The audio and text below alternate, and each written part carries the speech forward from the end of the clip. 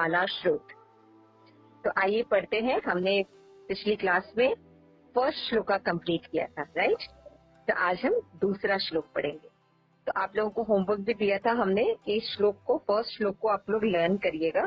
तो अगले हफ्ते तक का टाइम है आपके पास, आप लोग जरूर उसको लर्न कीजिए और अपना जो है श्लोका हम लोग सुनेंगे नेक्स्ट क्लास में, ठीक है। तो सारे लोग श्लोक लर्न करेंगे। जी माता फर्स्ट श्लोका, जय माता जी। चलिए ठीक है, वेरी नाइस। तो आज हम श्लोका 2 रिवाइज करेंगे और उसको समझने की कोशिश करेंगे। इसके लिए पहले प्रार्थना कर लेते हैं हम लोग। ओम अज्ञानतिमिरान्धस्य ज्ञानाञ्जनशलाकया चक्षुरुन्मीलितं येन तस्मै श्रीगुरवे नमः।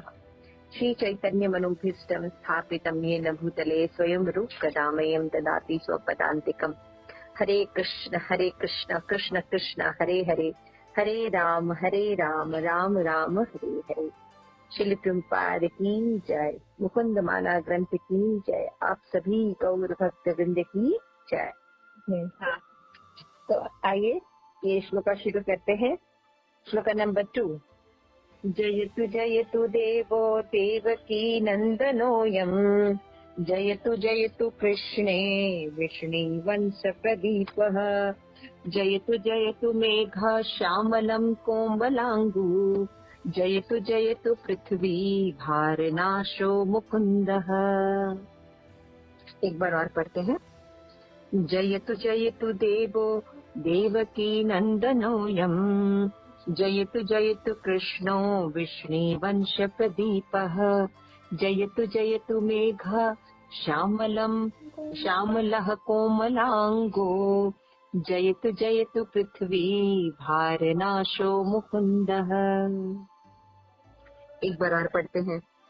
जयतु देवो देवकी नंदनोऽयम्, जयतु कृष्णो विष्णुवंश प्रदीपः, जयतु मेघ श्यामलः कोमलांगो, जयतु पृथ्वी भारनाशो मुकुंदः। जब हम भगवान की प्रार्थना करते हैं तो भगवान का नाम लेते हैं, भगवान के गुण को बोलते हैं, उनके अंग कांति के बारे में हम वर्णन करते हैं, तो भगवान अत्यंत प्रसन्न होते हैं ऐसी प्रार्थनाओं से। तो ये सेकंड प्रार्थना में देखिए, अगेन सीधे नाम ले रहे हैं, है ना। किसकी जय हो? कृष्ण की। और पूरा विवरण दे रहे हैं कैसे कृष्ण जो विष्णु वंशी है, देवकी के पुत्र हैं, हाँ, सारा मतलब विवरण देके, और कैसे दिखते हैं भगवान और उनके क्या कार्यकलाप है उनका भी वर्णन किया गया। तो इस तरह से हम किसी को प्रेज करना चाहिए। डिवोटीज को भी अगर हमें प्रेज करते हैं तो हमें कैसे प्रेज करना चाहिए? उनका नाम बताना चाहिए, उनकी क्या सेवाएं हैं, उनकी क्या ग्लोरिफिकेशन है, उनकी क्या क्वालिफिकेशन है। ये हमको सब, जब हम किसी को इंट्रोड्यूस करते हैं अपने बात में, तो वो उनकी रियल प्रेज होता है। तो ये कब आता है? जब हम उनको पर्सनल जानते हैं, है ना। जब हम किसी व्यक्ति को पर्सनल जानते हैं तब हम उनके बारे में इतनी डिटेल्स रख सकते हैं, अदरवाइज हम इतनी डिटेल्स नहीं रख सकते।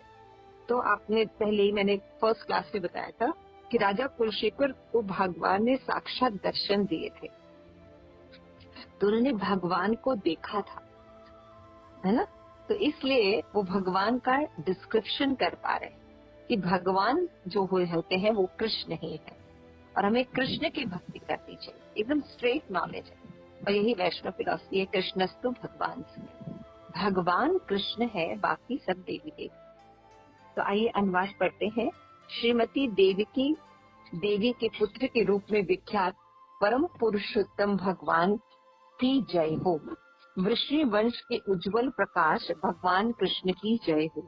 उन भगवान की जय हो जिनके कोमल शरीर का रंग नवीन बादल के श्यामल वर्ण जैसा होता है। उन भगवान मुकुंद की जय हो जो पृथ्वी के भार को हटाने वाले। ठीक है, तात्पर्य पढ़ते हैं, तो एक एक करके आप लोग पढ़िए। गौरी है, आस्था और पूनम है, तो एक एक करके आप लोग पढ़िए। यस आस्था शुरू। यस माता जी। तात्पर्य। इस श्लोक की रूपरेखा यह है कि सर्वोच्च सत्य परम पुरुष है। यहाँ पर भगवान के शरीर की बनावट तथा रंग के वर्णन किए जाने मात्र से यह सूचित होता है कि वे पुरुष है, क्योंकि निर्विशेष ब्रह्म को ऐसा शरीर नहीं हो सकता जो अत्यंत कोमल हो और जिसके रंग की कल्पना की जा सके। भगवान का प्राकट्य वसुदेव तथा देवकी के पुत्र में हुआ, क्योंकि उन्होंने पुत्र रूप में भगवान को प्राप्त करने के लिए दीर्घ काल तक कठिन तपस्या की थी। उनके तप तथा संकल्प से संतुष्ट होकर भगवान ने उनका पुत्र बनना स्वीकार किया था। श्रीमद् भागवत में दिए गए भगवान के जन्म के वर्णन से हमें पता चलता है कि वासुदेव तथा देवकी के समक्ष भगवान चतुर्भुजी नारायण रूप में प्रकट हुए, किंतु जब उन्होंने उनसे अपने दिव्य रूप को छिपाने की प्रार्थना की तो वे द्विभुजी शिशु बन गए। भगवत गीता में भगवान वचन देते हैं कि जो कोई भी उनके दिव्य जन्म तथा कर्म के रहस्य को समझ लेता है, वह माया के पाश से मुक्त होकर उनके पास उनके धाम में वापस जाता है। इसलिए कृष्ण के जन्म तथा एक सामान्य शिशु के जन्म में बहुत बड़ा अंतर है। कोई ये प्रश्न कर सकता है कि जब पुरुषोत्तम भगवान समस्त जीवों के आदि पिता है, तो फिर देवकी नामक महिला किस तरह उन्हें अपने पुत्र रूप में जन्म दे सकती है? उसका उत्तर ये है कि देवकी ने भगवान को उसी तरह जन्म दिया जिस तरह पूर्वी क्षितिज सूर्य को जन्म दिया है। सूर्य पूर्वी क्षितिज में उदय होता है और पश्चिमी क्षितिज में जाकर अस्त हो जाता है, किंतु वास्तव में सूर्य न तो उदय होता है न ही अस्त। सूर्य सदैव आकाश में स्थिर दशा में रहता है और पृथ्वी घूमती रहती है, और घूमती हुई पृथ्वी को विभिन्न स्थितियों पर सूर्य उदय या अस्त होता प्रतीत होता है। इसी तरह भगवान सदैव विद्यमान रहते हैं, किंतु मनुष्य के रूप में अपनी लीलाओं को प्रकट करने के लिए वे सामान्य शिशु की भांति जन्म लेते प्रतीत होते हैं। अपने निर्विशेष ब्रह्म पहलू में भगवान भीतर और बाहर सर्वत्र है। परमात्मा के रूप में वे अपने विराट व्यापक रूप से लेकर परमाणुओं तथा इलेक्ट्रॉनों के भीतर अर्थात सभी के भीतर उपस्थित रहते हैं, और भगवान के रूप में वे सारी वस्तुओं का अपनी शक्तियों से पालन करते हैं। भगवान के इस रूप का वर्णन हम जगन्य निवास नाम के प्रसंग में प्रथम श्लोक के तात्पर्य में कर चुके हैं। इसलिए हम तीनों लक्षणों ब्रह्म, परमात्मा तथा भगवान में वे इस भौतिक संसार में सर्वत्र विद्यमान हैं, फिर भी वे उससे पृथक रहते हैं, अपने परम धाम में अपनी दिव्य लीलाओं में व्यस्त। जो अल्पज्ञ है वे इस विचार को स्वीकार नहीं कर सकते हैं कि भगवान इस पृथ्वी पर पुरुष रूप में प्रकट होते हैं, क्योंकि वे भगवान की दिव्य स्थिति की जटिलताओं से ज्ञात नहीं होते। इसलिए जब भी वे भगवान के प्राकट्य की बात सुनते हैं तो उन्हें या तो भौतिक शरीर से युक्त अतिमानव के रूप में या अवतारवाद के प्रभाव के कारण ईश्वर के रूप में पूजित ऐतिहासिक पुरुष मान बैठते हैं, किंतु भगवान ऐसे मूर्खों के खिलौने नहीं है। वे जो है वही है, और वे उन मूर्खों की कल्पनाओं के विषय वस्तु बनना स्वीकार नहीं करते, जो उन्हें निरंतर ये निष्कर्ष निकालने के लिए बाध्य करती है कि उनका निर्विशेष पहलू ही सर्वोच्च है। परम सत्य की सर्वोपरि लक्षण व्यक्ति होना है, अर्थात वे पूर्ण पुरुषोत्तम परमेश्वर है। निर्विशेष ब्रह्म तो उनका तेज है, जो प्रबल अग्नि के द्वारा फैलाए गए प्रकाश के सदृश होता है। अग्नि जलती तो एक स्थान पर है, किंतु अपनी ऊष्मा तथा प्रकाश को चारों ओर बिखेरती है और इस तरह अपनी विभिन्न शक्तियों को प्रकट करती है। इसी तरह पुरुषोत्तम भगवान अपनी विविधता पूर्ण शक्तियों के द्वारा कई प्रकार से अपनी विस्तार करते हैं। आगे गौरी पढ़िए। अल्पज्ञ लोग उनकी शक्ति के एक अंश से मोहग्रस्त हो जाते हैं, फलतः वे शक्ति के मूल स्रोत तक प्रविष्ट होने में असफल रहते हैं। हमें इस संसार में जितनी भी अचंभित करने वाली शक्तियाँ प्रकट दिखती हैं, जिनमें परमाणु तथा नाभिकीय शक्तियाँ भी सम्मिलित हैं, वे सब उनकी भौतिक या बहिरंगा तथा नाभिकीय शक्तियाँ बहिरंगा शक्ति के अंश हैं, किंतु इस भौतिक शक्ति से श्रेष्ठतर शक्ति भगवान की तटस्था शक्ति है, जो जीवों के रूप में प्रदर्शित होती है। इन दो शक्तियों के अलावा परमेश्वर की अन्य शक्तियाँ भी हैं, जो अंतरंगा शक्ति कहलाती हैं। तटस्था शक्ति या तो अंतरंगा शक्ति या बहिरंगा शक्ति का आश्रय ले सकती है, किंतु वास्तव में यह भगवान की अंतरंगा शक्ति से संबंधित होती है। इसलिए सारे जीव परमेश्वर के अति सूक्ष्म प्रतिरूप हैं। गुणात्मक दृष्टि से जीव तथा परमेश्वर समान है, किंतु मात्रात्मक दृष्टि से वे भिन्न हैं, क्योंकि भगवान असीम शक्तिशाली है, जबकि जीव स्वभावतः अति सूक्ष्म होने से सीमित शक्ति रखता है। यद्यपि भगवान समस्त शक्तियों से पूर्ण है और इस तरह आत्मनिर्भर हैं, तथापि वे अपने शुद्ध भक्तों की अधीनता स्वीकार करके दिव्य आनंद का भोग करते हैं। भगवान के कुछ महान भक्त सागर भय तथा पूज्य भाव की सीमा का उल्लंघन नहीं कर पाते, किंतु कुछ भक्त भगवान के प्रेम से इस तरह घनीभूत होते हैं कि वे भगवान के उच्च पद को भूलकर अपने आप को उन्हीं के तुल्य या उनसे भी बढ़कर मानने लगते हैं। भगवान के ये नित्य संगी उनके साथ मैत्री, पितृत्व तथा प्रेम की प्रियतमा जैसे उच्च पदों के संबंध रखते हैं। ऐसे भक्तगण जो भगवान के साथ अपना दिव्य संबंध उनके माता पिता के रूप में स्थापित करते हैं, वे उन्हें अपना आश्रित शिशु मानते हैं। वे उनके उच्च पद को भूल जाते हैं और सोचते हैं कि यदि वे उनका ठीक से पोषण नहीं करेंगे तो वे कुपोषण के शिकार हो जाएंगे और उनका स्वास्थ्य बिगड़ जाएगा। जो भक्त उनके साथ दाम्पत्य का संबंध रखते हैं, वे उन्हें अपना आचरण सुधारने के लिए डांटते हैं और भगवान उनकी इन डांटों में वेद स्तुतियों से भी बढ़कर आनंद पाते हैं। सामान्य भक्तगण वैदिक आचार विचारों की औपचारिकताओं से बंधे होने के कारण भगवान से ऐसी गुण भक्ति नहीं कर पाते, फलतः उनका साक्षात्कार अपूर्ण रह जाता है। कभी कभी तो वे निर्विशेषवाद या विपदा का भी शिकार हो जाते हैं। वसुदेव तथा देव की वात्सल्य रस में भगवान का गुण भक्त है। उनसे भी बढ़कर नंद तथा यशोदा है, जो वृंदावन में उनके पालक माता पिता हैं। भगवान को देवकी नंदन, नंद नंदन, यशोदा नंदन, जानकी नाथ, दाशरथी जैसे नामों से पुकारे जाने पर अति प्रसन्नता होती है। इन नामों से पुकारे जाने पर उन्हें जो आनंद मिलता है वह उन्हें परम पिता, महानतम परमेश्वर या ऐसे ही अन्य नामों द्वारा जो प्रभुत आदर के सूचक है पुकारे जाने से कई गुना अधिक होता है। अतः इस श्लोक में भगवान की कीर्ति को बताने के लिए राजा कुलशेखर ने जो नाम प्रयुक्त किए हैं वे भगवान के साथ उनके अंतरंग दिव्य संबंध को सूचित करने वाले हैं। जैसे कि ऊपर बताया जा चुका है, भगवान के सारे नाम स्वयं भगवान के ही समान शक्तिशाली हैं, किंतु उनके विभिन्न दिव्य नामों के कीर्तन करने से मनुष्य को भिन्न भिन्न दिव्य रसों का अनुभव हो सकता है। उदाहरणार्थ शास्त्र कहता है कि भगवान विष्णु के एक सहस्त्र प्रमुख नाम विष्णु सहस्त्र नाम है, किंतु यदि कोई एक बार राम नाम का उच्चारण करता है तो उसे विष्णु सहस्त्र नाम जप का फल मिलता है।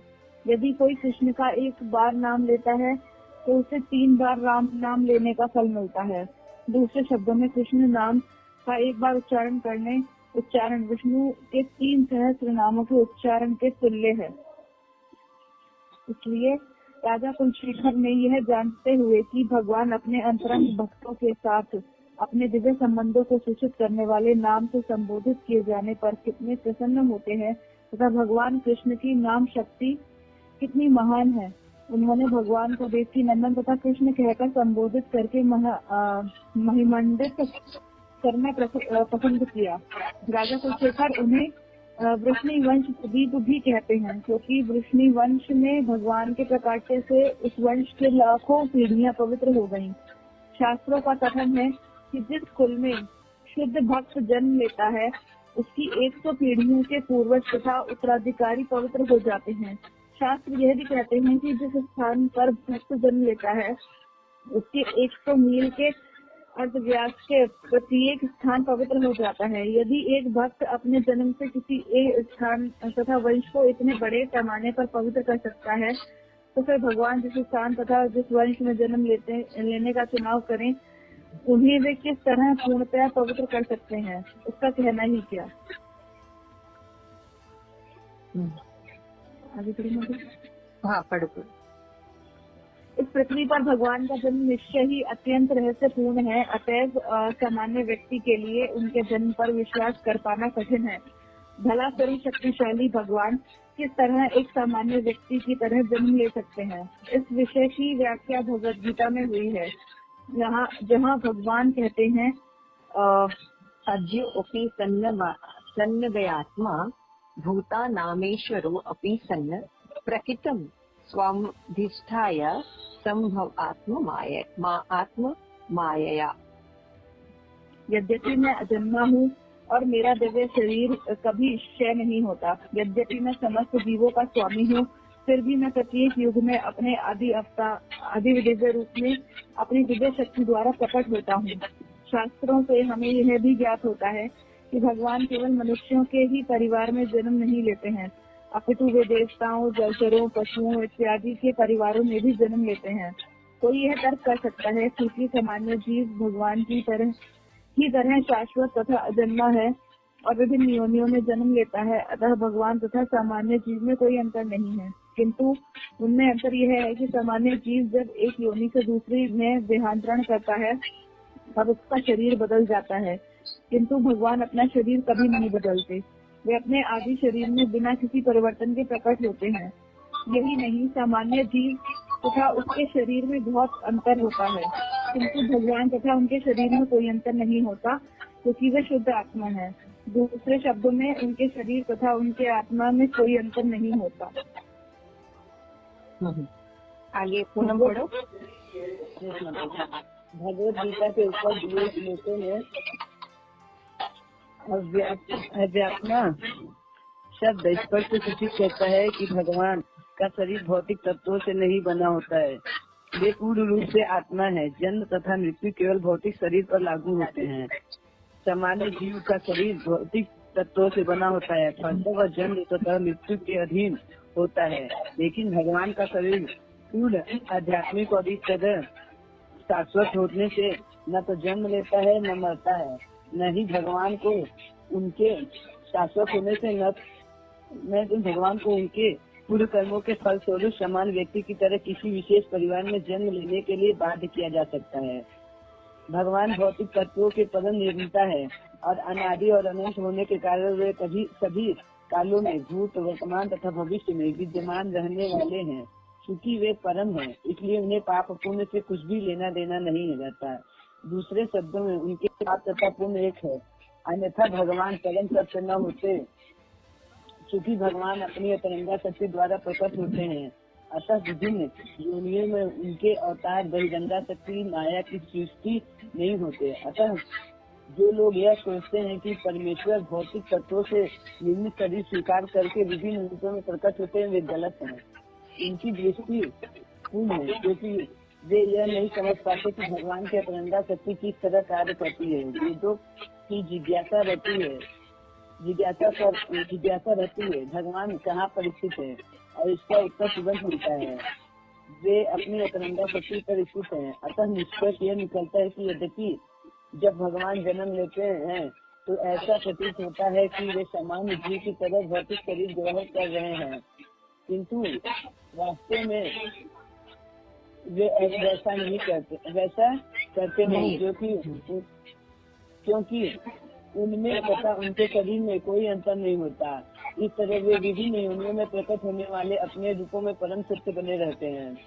दूसरे शब्दों में जीव तथा परमेश्वर पृथक परिस्थितियों में इस भौतिक जगत में प्रकट होते हैं। यदि कोई यह समझ ले कि भगवान की विभिन्न शक्तियाँ किस तरह कार्यशील रहती है, तो यह पृथक परिस्थितियों की सरलता से समझ सकता है। जैसे कि पहले बताया जा चुका है, भगवान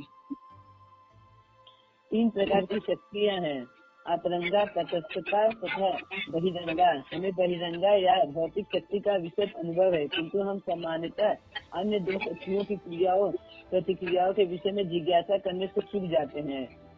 एक उदाहरण से हम समझ सकेंगे कि भगवान की शक्तियाँ किस तरह कार्य करती हैं। 3 पहचानों पर विचार करें। ईश्वर एक मनुष्य तथा एक गुड़िया भौतिक शक्ति से बनी है। मनुष्य भौतिक तथा आध्यात्मिक शक्ति का संयोजन है और ईश्वर पूर्ण रूप आध्यात्मिक शक्ति है। गुड़िया पूर्णतः पदार्थ है, भीतर से और बाहर से भी। मनुष्य बाहर से पदार्थ है, किंतु भीतर से आत्मा है। ईश्वर तो पूर्णतः आत्मा है, बाहर तथा भीतर दोनों से। जिस तरह गुड़िया पूर्णतः पदार्थ है, उसी तरह ईश्वर पूर्णतः आत्मा है, किंतु मनुष्य आधा आत्मा और आधा पदार्थ है। इस तरह ईश्वर का शरीर तथा जीव का शरीर भिन्न भिन्न प्रकार से निर्मित है। क्योंकि भगवान का शरीर शुद्ध आत्मा है, यह कभी क्षय नहीं होता, इसलिए ईश्वर को अव्यात्मा कहा गया है। इनका शरीर परम अनादि अजन्मा तथा सनातन है, जबकि जीव का भौतिक शरीर सापेक्ष होने से अनित्य है, इसलिए जन्म मृत्यु का चक्र चलता रहता है। निस्संदेह जीव स्वयं में नित्य है, और यदि उसकी इच्छा होती है तो वह परम सत्य के शरीर में लीन होकर अथवा भगवान के नित्य दास के रूप में अपनी वैधानिक स्थिति में पुनः स्थापित होकर अपनी नित्यता की अनुभूति कर सकता है। यदि वह ऐसा नहीं करता तब भी उसकी नित्यता बनी रहती है, किंतु वह इससे अनजान बना रहता है। निष्कर्ष यह निकलता है कि भगवान अपने आदि शरीर में बिना किसी परिवर्तन के प्रकट होते हैं, और यह उनकी अक्षुण्ण शक्ति के कारण ही संभव हो पाता है। हमें यह सदैव याद रखना चाहिए कि सर्वशक्तिमान भगवान के लिए कुछ भी असंभव नहीं है। यदि वे चाहे तो भौतिक शक्ति को आध्यात्मिक शक्ति में परिवर्तित कर सकते हैं। वस्तुतः यदि ये चाहे तो संपूर्ण आध्यात्मिक प्रकृति को भौतिक प्रकृति के भीतर ला दे, और आध्यात्मिक प्रकृति पर भौतिक जीवों का अंश मात्र भी प्रभाव न करे। भगवान की जिन शक्तियाँ पूरी तरह से उनके नियंत्रण में रहती हैं। वस्तुतः भगवान के पास केवल एक ही शक्ति है, अर्थात अतरंगा शक्ति, जिसे वे विभिन्न प्रयोजन के लिए प्रयोग करते हैं। यह स्थिति वैसी ही है जैसे कि कोई व्यक्ति बिजली का प्रयोग किस तरह करता है। यही बिजली बंद करने के साथ शीतल करने के भी काम आ सकती है। ऐसे विरोधी परिणाम विद्युत कारीगर की कुशल कार्य क्षमता के कारण होते हैं। हरे कृष्ण माता जी, आपके पीछे बहुत डिस्टर्बेंस आ रही है। अच्छा ठीक है, कोई माता जी मेरे मतलब किसी के पीछे डिस्टर्बेंस। मैं एक्चुअली बाहर बैठे थे तो शायद आ रहा होगा, बाहर से आवाज आ रही है। ओके ठीक, हाँ कंटिन्यू, ठीक है। ओके। ऐसे विरोधी परिणाम विद्युत कारीगर की कुशल कार्य क्षमता के कारण होते हैं। इसी तरह से भगवान अपनी परमेच्छा से अपनी एक अतरंगा शक्ति को अनेक कार्यों को साधने के लिए प्रयुक्त करते हैं। यह जानकारी हमें श्रुतियों श्वेताक्षर उपनिषद 6.8 से प्राप्त होते हैं। पराशर शक्ति विविध श्वेते मुकुंद माला स्तोत्र का यह श्लोक बताता है कि भगवान के शरीर का रंग नए बादल की तरह श्यामल है। यही नहीं, उनका शरीर अत्यंत कोमल भी है। शरीर की कोमलता महापुरुष की निशानी है। शास्त्रों का कथन है कि शरीर के निम्नलिखित लक्षण महापुरुष के सूचक है। आँखों, हथेलियों, तलवों, तालू, होठों, जीभ तथा नाखूनों, इन 7 स्थानों में लाल लाल कांति का होना, कमर, मस्तक तथा वक्षस्थल, इन तीनों स्थानों का चौड़ा होना, गर्दन, जांघों तथा गुप्तेंद्रियों, इन तीनों स्थलों का लघु होना, वारी, बुद्धि तथा नाभि, इन तीनों स्थानों में गहराई, 5 स्थानों नाक, बाहों, कानों, ललाट तथा आँखों का उन्नत होना तथा त्वचा, सिर की केश, रोम, दांतों तथा अंगुलियों के तीरों, इन 5 स्थानों का पतला होना, ये सारे लक्षण भगवान के शरीर में उपस्थित रहते हैं।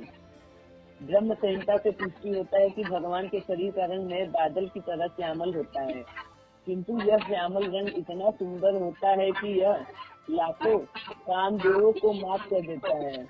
अतः यह श्यामल रंग भौतिक जगत के किसी भी श्यामल रंग से मेल नहीं खाता। भगवान के शरीर के ऐसे वर्णन काल्पनिक नहीं है, प्रत्युत ये उन लोगों के कथन है जिन्होंने अपनी दिव्य दृष्टि से उन्हें देखा है। यह दिव्य दृष्टि ब्रह्मा जैसे भक्तों को तथा ब्रह्मा के ही समान शुद्ध भक्तों भक्तों के चरण चिन्हों का अनुसरण करने वालों को प्रदान की जाती है, किंतु जो छिछोरे तथा अविश्वासी है उनकी पहुंच इस दिव्य दृष्टि तक नहीं होती, क्योंकि उनमें ईश्वर इच्छा के प्रति वांछित आत्मसमर्पण का भाव रहता है। थैंक यू सो मच आप सबकी रीडिंग के लिए। ये जो श्लोक है इसमें बहुत से तत्व ज्ञान है ना। तो इसमें जैसे कि आपने देखा था, जयतु देवो देवकी नंदनोयम, जयतु कृष्ण क्या था, जयतु कृष्णो वृष्णि वंश प्रदीपः, जयतु मेघ श्यामलः कोमलांगु, जयतु पृथ्वी भारनाशो मुकुंदः। तो यहाँ पे इतना सुंदर प्रे कर रहे हैं राजा कुलशेखर और श्री प्रभुपाद जब अपनी लेखनी लेके शुरू करते हैं तो वो भगवान के डिस्क्रिप्शन को इतना डिटेल में बताते हैं और शास्त्रों के अनुसार बताते हैं जो जनरली लोग नहीं जानते। तो श्री प्रभुपाद का परपोर्ट जो है बहुत ही खूबसूरत और वेरी इंपॉर्टेंट परपोर्ट है। तो आप लोग इसमें से नोट्स लिखिएगा जो मैं आप लोगों को बता रही हूँ। देखिए फर्स्ट जो 6 श्लोका है उसमें श्री प्रभुपाद ने अपना फिलॉसफी प्रिंसिपल पॉइंट दिया है जो कि शास्त्रों के अनुसार भगवान के बारे में बताया गया। अगर ये पॉइंट आप लिख के रखेंगे प्रिंसिपल पॉइंट्स तो आपको कभी भी भ्रम नहीं होगा। समझ में आ रहा है? जब आप भगवद गीता पढ़ेंगे तब आपको ये सब पॉइंट समझ में आएंगे, लेकिन यहाँ पे राजा कुलशेखर की जो प्रेयर्स है इनमें भी वो प्रिंसिपल पॉइंट्स दिए गए। तो आई ऑलवेज रिक्वेस्ट कि आप अपना पेन और कॉपी लेके रखा कीजिए और इम्पोर्टेंट पॉइंट्स नोट किया कीजिए। लेक्चर केवल सुना नहीं जाता, इम्पोर्टेंट पॉइंट लिखे भी जाते हैं। तो आप में से कितने लोगों के पास इस समय डायरी और पेन है? मेरे पास। You have, okay. Gauri, you have?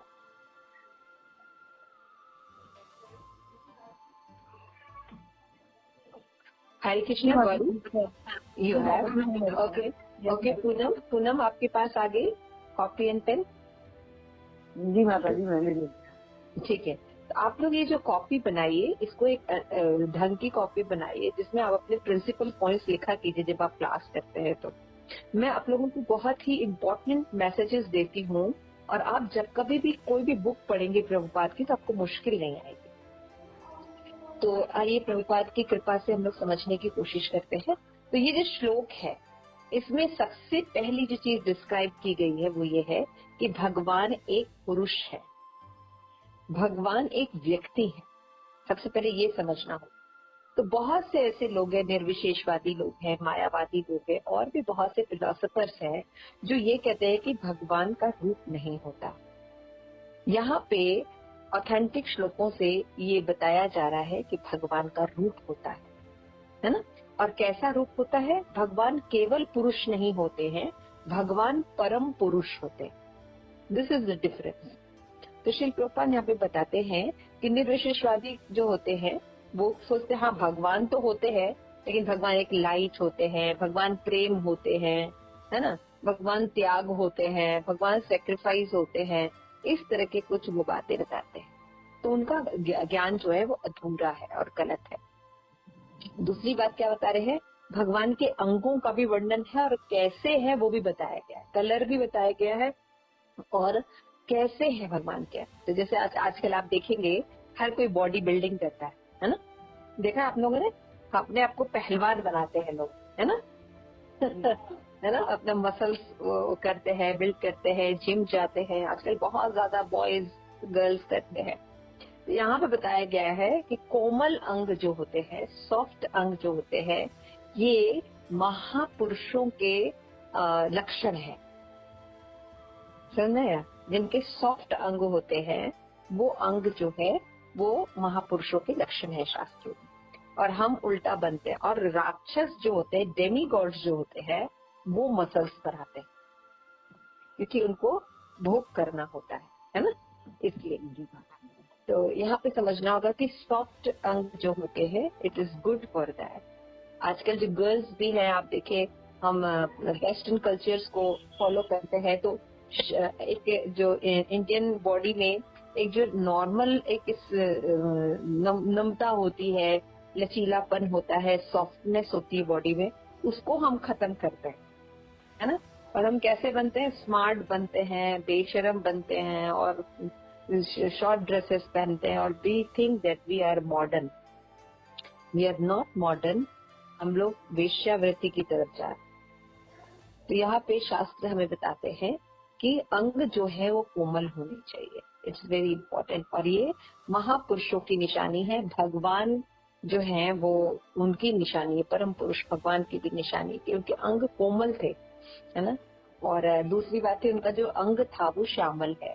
लेकिन यहाँ पे बाद में डिस्क्राइब करेंगे कि उसमें अश्यामल रंग का और कोमल अंग का और क्या मतलब होता है। इसको बाद के पैराग्राफ में श्री प्रभुपाद ने डिस्क्राइब किया।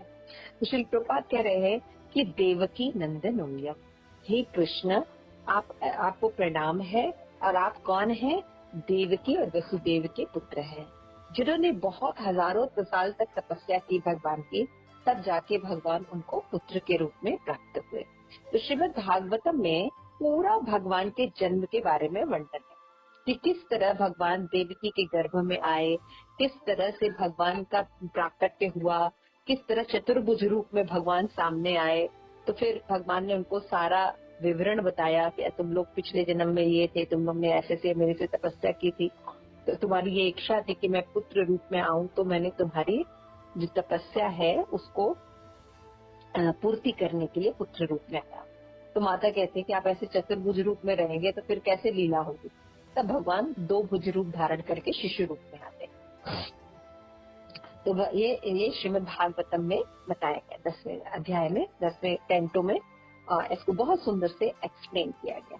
और भगवद गीता में भगवान वचन देते हैं कि जो कोई भी भगवान के जन्म और कर्म को समझता है तत्वतः, वो व्यक्ति कभी भी जन्म मृत्यु के चक्कर में नहीं पड़ेगा, सीधे भगवत धाम चला जाएगा। सोचिए, केवल आप अगर ये समझ जाएं कि भगवान का जन्म और भगवान के जो पास टाइम्स हैं, लीलाएं हैं, वो सामान्य पुरुष जैसे नहीं होंगी, वो लीलाएं भगवान की अलग होती हैं, भगवान दिव्य है, वो लीलाएं भी दिव्य है। तो जब हम ये बात अगर केवल समझ लेते, हमको लगता है हम समझ गए, लेकिन हम समझते नहीं। लेकिन अगर हम रियली तत्वतः इन नॉलेज को समझ जाएंगे, तब हम मृत्यु के चक्र से मुक्त हो जाएंगे।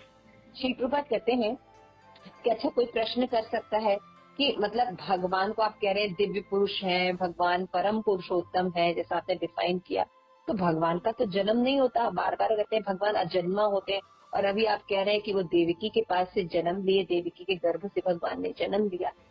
तो किसी भी शास्त्र में भगवान का जन्म और एक साधारण बच्चे का जैसा जन्म होता है वैसा वर्णन नहीं मिलता है ना। जैसे आपने रामायण पढ़ा है तो उसमें बोलते हैं ना, भय प्रगट कृपाला दीन दयाला, है ना, सुना है आप लोगों ने? है ना। तो कहीं पर लिखा है कि हाँ लेबर पेन हुआ, उनको प्रसव हुआ, फिर दाई माँ आई और वो सब उनको प्रोसेस से निकाला और फिर नाड़ी से अलग किया, फिर वो बहुत रो रहे थे, पिता पिता जैसे नॉर्मल बच्चा होता है, ऐसा वर्णन है क्या कहीं पर भी? चाहे राम जी का या कृष्ण का? नहीं, कहीं पर भी वर्णन नहीं है कि स्त्री पुरुष के संयोग से भगवान प्रकट, जैसा कि नॉर्मल पुरुष का व्यक्ति का जन्म होता है ना। तो भगवान जब जन्म लेते हैं तो उनका वर्णन क्या मिलता है कि भगवान वासुदेव के मन में आए और वासुदेव के मन से वो देवकी के मन में आए, देवकी के मन से भगवान गर्भ में चले गए और उसके बाद वो चतुर्भुज रूप में प्रकट हो गए। तो बच्चा ऐसे पैदा होता है क्या? दिव्य रूप में, चतुर्भुज रूप में पूरा वर्णन है। भगवान शंख चक्र गदा पद्म धारण किए हैं, भगवान पीला पीताम्बर पहने हैं, भगवान के मुकुट सुंदर मुकुट है, भगवान के श्री वस्त्र चिन्ह दिख रहे हैं, भगवान जो है फूलों की स्वच्छ फूलों की सुंदर महकती हुई माला को धारण किए हुए। ऐसा होता है क्या बच्चा पैदा? सुना है आपने? तो देयर इज डिस्क्रिप्शन जब दिया जाता है तो हमें ध्यान से देखना चाहिए। भगवान के जब जन्म का डिस्क्रिप्शन है और नॉर्मल बच्चे का जो हमारे मटेरियल वर्ल्ड में जन्म होता है उनमें अंतर होता है। इसका एक बहुत ही सुंदर एनालॉजी दी है प्रभुपाद ने, ये शास्त्रों में भी एनालॉजी दी गई है श्रीमद् भागवत में, कि जैसे सूर्य जो है वो प्रतीत होता है कि सुबह जो है पूर्व क्षितिज से उत्पन्न हुआ और कहाँ अस्त हो रहा है? पश्चिम से। फिर दूसरे दिन उत्पन्न होता है पूर्व से, फिर पश्चिम। लेकिन एक्चुअल में अगर आप आसमान के ऊपर जाके देखिए तो सूरज न अस्त होता है न उदय होता है। समझ में आ रहा है? ये केवल क्योंकि पृथ्वी का ऐसा उसका सर्कुलेशन है, ऐसा वो घूमता है कि जैसे जैसे सन का प्रकाश पड़ता है या मूवमेंट होता है तो उसके हिसाब से हमें सन जो है उगता हुआ और डूबता हुआ दिखाई देता है। अदरवाइज सन जो है वो जो अपनी जगह पर रहता है, वो न उदय होता है न अस्त होता है। उसी तरह से भगवान जो है नॉर्मल बच्चे की तरह जन्म नहीं लेते, और जन्मा ही रहते हैं, लेकिन लीला करने के लिए भगवान ऐसा करते हैं, लेकिन फिर भी भेद होता है। देख लीजिए, एक सामान्य व्यक्ति का जो जन्म होता है और भगवान में होता है, अंतर है। तो श्रील प्रभुपाद कहते हैं लेकिन निर्विशेषवादी जो है वो क्या कहते हैं, भगवान भीतर और बाहर सर्वस्व है, परमात्मा के रूप में वो भगवान को एक्सेप्ट करे। तो ठीक है, उसमें गलत तो है नहीं, भगवान सबके हृदय में परमात्मा के रूप में रहते हैं, ठीक है। जितने भी एक एक एटम है, जितने भी एक एक इलेक्ट्रॉन है, उन सब में, चाहे वो जड़ हो चाहे वो चेतन हो, सब जगह भगवान रहते हैं, सब जगह। लकड़ी हो, पानी हो, पेड़ हो, आकाश हो, धरती हो, पत्थर हो, हर जगह भगवान। इसीलिए भारतीय संस्कृति में आप देखिए हर चीज को बहुत आदर दिया जाता है ना। हम जल को भी आदर देते हैं, हम भोज्य पदार्थों को भी, ये नहीं कि लात मार दिया, पैर से फेंक दिया, है ना, रफली यूज कर लिया। हम पेड़ की पत्तियां भी जब तोड़ते हैं तो कोई भी, चाहे तुलसी के अलावा भी कोई पेड़ या पौधे का होता है, तो उसको बहुत रिस्पेक्टफुली उसको तोड़ते हैं, उसके मंत्राज होते हैं, उनको तोड़ते हैं और भगवान की सेवा में ऑफर करते हैं। तो we deal each and everything that's why with आदर भाव। क्यों? क्योंकि सबके अंदर भगवान का वास है। तो बात तो ठीक है कि भगवान जो है अपनी शक्तियों से जगत निवास करते हैं, तो ये तो बात ठीक है, लेकिन ये हाफ नॉलेज है भगवान का। श्री प्रभुपाद बताते हैं भगवान की पहचान जो होती है, यहाँ ये प्रिंसिपल पॉइंट है फिर से, कि भगवान को 3 एस्पेक्ट में जाना जाता है, और ये तीनों एस्पेक्ट जो है ये एक ही भगवान के बारे में है ना, ब्रह्म, परमात्मा और भगवान। तो जब हम ब्रह्म की बात करते हैं तब भी हम भगवान की ही बात कर रहे हैं, लेकिन उनका जो नॉलेज है वो बहुत कम है कि हाँ, भगवान सबके हृदय में वास करते हैं और सभी जगत के अणुओं में, परमाणुओं में भगवान निवास करते हैं। लेकिन इसके अलावा भगवान का अपना पर्सनल फॉर्म भी है, लेकिन उसके बारे में कोई जानकारी नहीं थी। भगवान का नाम है, उसके बारे में कोई जानकारी नहीं थी, तो बहुत लिमिटेड नॉलेज है। उसके बाद परमात्मा का नॉलेज है, तो परमात्मा के नॉलेज में भगवान को ये पता होता है कि हाँ, जो योगी लोग होते हैं ये लोग, तो ये जानते हैं हाँ, भगवान जो है वो जन जन में आत्मा के रूप में रहते हैं, और ये आत्मा का एक आकार होता है, आत्मा में जो रहते हैं भगवान का आकार होता है, वो चतुर्भुज रूप में रहते हैं। श्रीमद् भागवतम बताया गया है कि हमारी जो अंगूठे है, उसके अंगूठे के आकार में, जितना बड़ा अंगूठा है इतने बड़े भगवान हमारे हृदय में शंख चक्र गदा पद्म धारण किए हुए रहते हैं हृदय में। इसलिए हृदय जो होता है, हार्ट जो होता है, वो सभी चीज का स्रोत होता है। आप देखिए सारी जो एनर्जी फ्लो होती है वो सब हार्ट में होती है। लेकिन आपने वो बुक पढ़ी थी, आई थिंक अन्य ग्रहों की सुगम यात्रा के पहले हमने बुक पढ़ी थी, कौन सी, कमिंग बैक। कमिंग बैक में आपने पढ़ा था ना कि जब हम हार्ट ट्रांसप्लांट करते हैं, पुनर्जन्म, आई थिंक सॉरी पुनर्जन्म में हमने पढ़ा था, राइट, याद है ऐसा? पुनर्जन्म में हमने ये पढ़ा था कि जब हार्ट ट्रांसप्लांट होता है तो ऐसा नहीं कि भगवान उस दूसरी जगह ट्रांसप्लांट हो जाते हैं, वो तो एक बॉडी पार्ट दूसरे बॉडी पार्ट में ट्रांसप्लांट होता है। समझ में आ रहा है मतलब? जी हाँ। और ये देखा था कि हार्ट जब ट्रांसप्लांट होता है तो उस व्यक्ति के विचार जो होते हैं, क्योंकि उसमें आत्मा का समावेश होता है, तो देखा गया कि क्योंकि हार्ट ट्रांसप्लांट कब होता है, मरने के बाद। किसी का जीते जी आप हार्ट ट्रांसप्लांट नहीं कर सकते, जी हाँ। समझ रहे हैं आप? तो मरने के बाद जब ट्रांसप्लांट होता है तो आत्मा तो उसमें से निकल जाती है, लेकिन फिर भी उसकी जो वाइब्रेशन है वो कहीं न कहीं रहती है। तो जब हार्ट ट्रांसप्लांट हुआ था, बहुत से लोगों की फीलिंग थी कि वो जैसे देखते थे, जैसे महसूस करते थे, अब वैसा नहीं कर रहे हैं।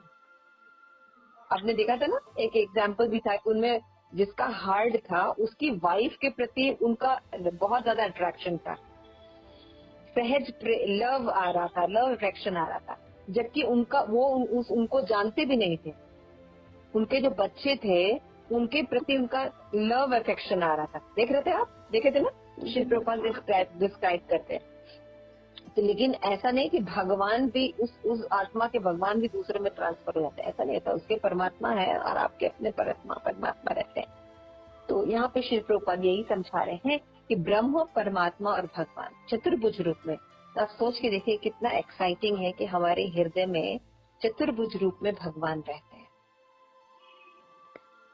हाँ पूनम, सोचिए, रियलाइजेशन करिए कि आपके अंदर भगवान चक्रभुज शंख चक्र गदा पद्म धारण किए हुए सदैव आपकी रक्षा कर रहे हैं, है ना। लेकिन हमें कोई रियलाइजेशन नहीं है। लेकिन ये नॉलेज जो है, ठीक है, भगवान शंख चक्र गदा पद्म धारण किए हुए भगवान हमारे हृदय में है, लेकिन ये भी नॉलेज भगवान के बारे में अधूरा नॉलेज है। भगवान जो के रूप में जो इसके ऊपर का जो रियलाइजेशन होता है भगवान के रूप में होता है। ऑफिस में भगवान काम करते हैं, ठीक है, लेकिन भगवान का अपना घर है, अपनी पर्सनालिटी है, भगवान का द्विभुज रूप है, उनका नाम कृष्ण है ना। वो कन्हैया के नाम से, माखन चोर के नाम से जाने जाते हैं, देवकी और यशोदा के पुत्र के नाम से जाने जाते हैं। उनका अपना घर है, वृंदावन धाम है, उनका सब कुछ है, उनकी प्रियसी है, श्रीमती राधा रानी है, गोपियां है, फ्रेंड्स हैं, उनके साथ रिलेशन रखा जाता है। ये सारे भाव भगवान स्तर पर क्लियर होते हैं और ये भगवान की पूर्ण रियलाइजेशन। तो ब्रह्म, परमात्मा और भगवान 3 स्टेजेस में उन्हीं भगवान का ही रियलाइजेशन है। लेकिन अधूरे नॉलेज से हम जब कोई फिलॉसफी देखते हैं या करते हैं तो फिर क्या होता है, हम यहाँ पे बहुत डेंजरस स्टेज में पहुंच जाते हैं। इसलिए पूर्ण नॉलेज होना बहुत जरूरी है। तो इसलिए यहाँ पे पता चलता है कि वो भौतिक संसार में विद्यमान है, फिर भी उससे अलग रहते हैं। ये भगवान का दूसरा एस्पेक्ट है। पहला एस्पेक्ट हमने पढ़ा कि भगवान जो है एक पर्सन है, एक पुरुष है, परम पुरुष है। यानी जैसे एक व्यक्ति होता है, उसको कुछ अच्छा लगता है, बुरा लगता है, उसको कुछ बातें पसंद आती हैं, कुछ नहीं पसंद, ऐसे ही भगवान है। भगवान एक व्यक्ति है, लेकिन भगवान परम व्यक्ति है, परम पुरुष है। और भगवान का जो रियलाइजेशन है ये 3 फॉर्म में होता है, ब्रह्म, परमात्मा और भगवान। दूसरा एस्पेक्ट हम क्या कह रहे हैं कि भगवान की एनर्जी होती है, वो मटेरियल एनर्जी भी होती है और स्पिरिचुअल एनर्जी होती है। अंतरंगा शक्ति स्पिरिचुअल होती है, बहिरंगा शक्ति मटेरियल होती है। तो भगवान जब मटेरियल एनर्जी से इस जगत का निर्माण करते हैं तो भगवान मटेरियल नहीं हो जाते। समझ में आ रहा है? जी माता। भगवान मटेरियल नहीं हो जाते, भगवान बनाते हैं सब चीज को, लेकिन फिर भी उससे अलग रहते हैं। और शास्त्रों में एग्जाम्पल दिया गया है कि जैसे एक पिता होते हैं, एक माता होते हैं, उनका बच्चा उत्पन्न होता है। तो बच्चा उत्पन्न होता है तो उससे माता पिता का एग्जिस्टेंस खत्म नहीं हो जाता, है ना। होता है क्या? नहीं, उनका एग्जिस्टेंस अलग रहता है और पुत्र का एग्जिस्टेंस अलग बना रहता है ना। तो ऐसा नहीं है कि कोई चीज अगर कोई व्यक्ति उत्पन्न कर रहा है तो वो उसमें मर्ज हो जाएगा या उसी जैसा हो जाएगा, नहीं, वो हमेशा उससे सेपरेट रहेगा। उसी तरह भगवान कभी भी भौतिक नहीं होते। इसलिए भौतिक जो सिद्धांत होते हैं, भौतिक जो नियम होते हैं, वो भगवान पर लागू नहीं होते। भौतिक नियम है जन्म मृत्यु जरा व्याधि, ये भगवान पर लागू नहीं होता। होता है क्या? नहीं, भगवान सदैव रहते हैं। भौतिक नियम है कि जीव जो है अपने कर्म के अनुसार शरीर प्राप्त करता है, ये नियम भगवान पर लागू नहीं होता। भगवान पूर्ण स्वतंत्र है, उनको अभिज्ञ स्वराट कहा गया है भगवान को। तो भगवान जो है अपनी इच्छा से कहीं भी जन्म ले सकते, किसी भी योनि में, किसी भी जगह पर। अभी आगे श्रुति पक्ष को बताए। तो इसलिए भगवान इस मटेरियल वर्ल्ड को क्रिएट करते हैं, लेकिन भगवान इस भौतिक जगत से पृथक रहते। समझ में आ गया? ये फिलॉसफी लेते, इसका मतलब क्या हुआ कि भौतिक एस्पेक्ट से, भौतिक दृष्टिकोण से, भौतिक नियम से भगवान को नहीं देखना चाहिए। भगवान अगर कोई रास लीला करते हैं तो भगवान का जो गोपियों के साथ रिलेशन है वो हम इस मटेरियल जगत के स्त्री पुरुष के रिलेशन के साथ शेयर नहीं कर सकते, क्योंकि यहाँ पे काम है और भौतिक जगत में काम होता है, लेकिन स्पिरिचुअल वर्ल्ड में प्रेम होता है, वहाँ पे काम नहीं होता। समझ में आ रहा है?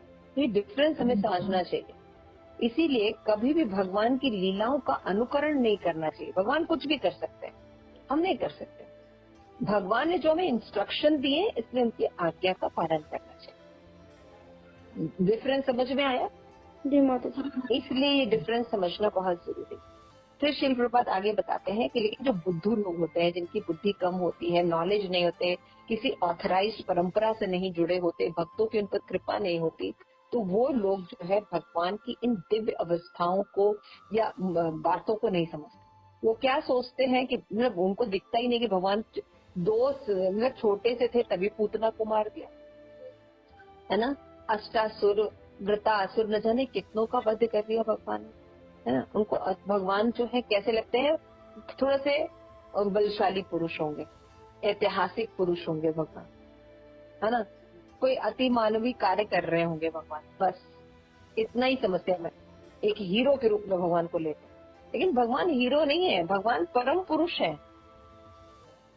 समझ में आ रहा है? भगवान केवल अति मानवीय कार्य नहीं करते, या भगवान केवल हिस्टोरिकल पर्सन नहीं है कि हाँ हिस्ट्री में एक बहुत अच्छे हुए थे, ऐसा नहीं। भगवान भगवान है।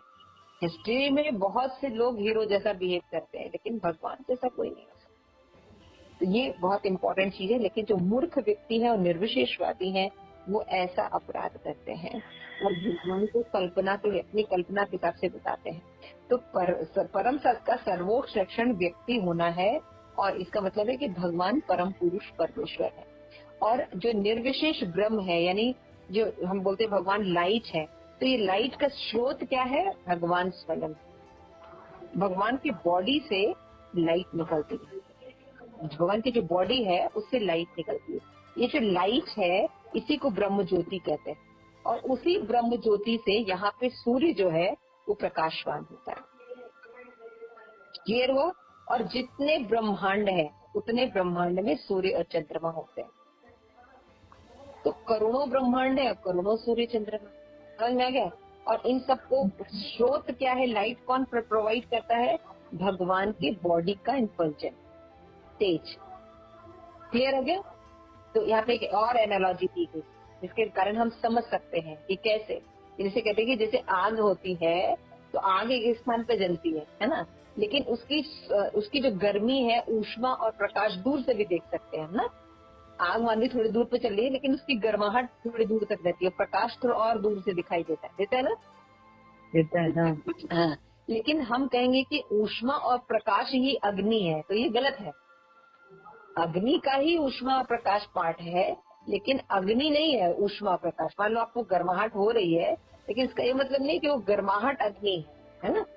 समझ में आ रहा है? उसी तरह से भगवान जो है उनका ब्रह्म, परमात्मा और भगवान, ये 3 एस्पेक्ट है जानने का, ठीक है ना। तो भगवान से ही मटेरियल जगत निकलता है, क्रिएट करते, लेकिन भगवान मटेरियल नहीं है, इसलिए इस एनालॉजी को समझाया गया है। इसी तरह पुरुषोत्तम भगवान अपनी विविध शक्तियों की तरह कई प्रकार से अपना विस्तार करते हैं। तो अग्नि है, उसका प्रकाश और ऊष्मा दूर तक जाता है, उसी तरह भगवान एक जगह स्थिर रह के अपना कहीं पर भी अपना विस्तार कर सकते हैं अपनी शक्तियों के द्वारा।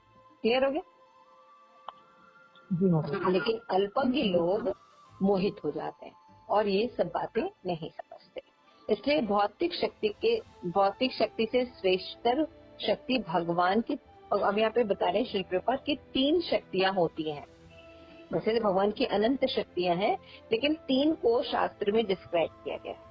कि क्या डिस्क्राइब किया गया? एक होती है अंतरंगा शक्ति, जो कि भगवान की स्पिरिचुअल आध्यात्मिक शक्ति होती है, ठीक है। दूसरी शक्ति होती है भौतिक शक्ति, तटस्थता शक्ति। तो तटस्थता शक्ति का क्या मतलब होता है? जीव, तट पर, मार्जिनल एनर्जी इंग्लिश में बोलते हैं, मार्जिनल एनर्जी, तटस्थता शक्ति। और भगवान की जो तीसरी शक्ति होती है वो है बहिरंगा शक्ति। तो 3 एनर्जी हो गई भगवान की, अंतरंगा, बहिरंगा और तटस्थता। तो अंतरंगा शक्ति भगवान की स्पिरिचुअल एनर्जी होती है, उसमें भौतिक कलमश नहीं होता कभी भी। लेकिन जो बहिरंगा शक्ति होती है उसको मटेरियल शक्ति कहते हैं, उसमें मटेरियल सारे एलिमेंट्स होते हैं, जन्म मृत्यु जरा व्याधि पाई जाती है। तटस्थ शक्ति जो होती है इन दोनों के बीच की शक्ति होती है, वो जीव होता है। कैसे? जीव की जो बॉडी है वो बहिरंगा है ना, अग्नि, जल, वायु, आकाश से मिलकर बना है ना। लेकिन जीव क्या बॉडी है? नहीं, जीव आत्मा है और आत्मा सच्चिदानंद। तो एक आत्मा जो है, एक जीव जो है, वो दोनों होता है, अंतरंगा शक्ति भी है, बहिरंगा शक्ति। इसी इसको तटस्थ शक्ति कहते हैं। तट पर मतलब समुद्र के तट पर अगर आप खड़े हैं, आप लोग समुद्र के तट पर कभी गए हैं? बीच को देखा है कभी पिक्चर में, टीवी में? टीवी में देखा है। नदी के किनारे गए हैं, हाँ वहाँ तट पे गए हैं ना, गंगा नदी के किनारे। तो वहाँ तट पे खड़ा हुआ जो व्यक्ति है, वो व्यक्ति पानी में भी जा सकता है और पृथ्वी पर भी वापस जा सकता है ना, दोनों तरफ जा सकता है ना, पानी के अंदर भी जा सकता है, पृथ्वी के, वही इसीलिए उसको तटस्थ शक्ति कहते हैं। जीव जो है चाहे तो भगवान की तरफ जा सकता है, चाहे तो माया की तरफ जा सकता है, जीव की चॉइस है। तो इसलिए इसको तटस्थ शक्ति कहते हैं। तो ये 3 एनर्जी होती है। ये क्लियर हो गया आप लोगों को? 3 तरह की एनर्जी, कौन कौन सी? अंतरंगा, बहिरंगा, तटस्थ शक्ति।